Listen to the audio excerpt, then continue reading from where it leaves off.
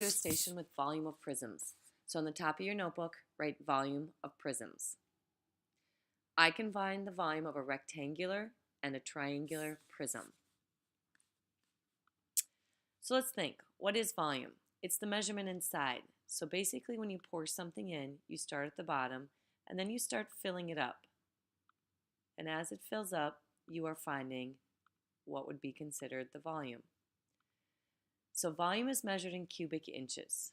What I mean by that is we would have to take the bottom, which would be the length, times it by the width, because that would get the area of the bottom, and then times it by its height to get how many little tiny cubes could fit in there. So when you're dealing with volume, it's the only one that would be units to the third power. So you would write it centimeters cubed, meters to the third power, or it is said cubed because they're little cubes. So in your notebook, let's get the definition of volume, the amount a shape can hold. Rectangular prisms, so if it's a rectangle on as your two bases, it's length times width times height. We're going to do some examples now. So you're going to choose any one of these rectangular prisms and solve it. Write the formula, write the numbers, solve it with an answer. When you have your answer, go to the smartboard and move the volume magnifying glass to see what the answer should be.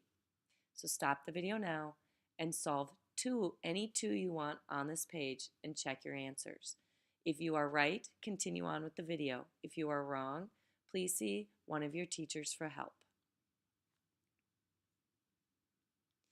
Welcome back. Let's look at one last kind, and that's the volume of a triangular prism.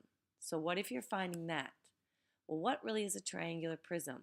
Well, it's a rectangular prism cut in half.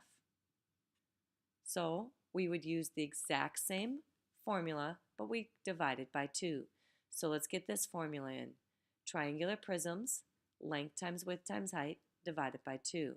So again, you have to look at the bases. If the 2 bases are triangles, the other 4 are rectangles because we're dealing with prisms, then this is a triangular prism. So just like before, pick any 2, go up to the smartboard to see if you are right. If you are correct, you can move on to the worksheet. If you are not, see your teachers for help.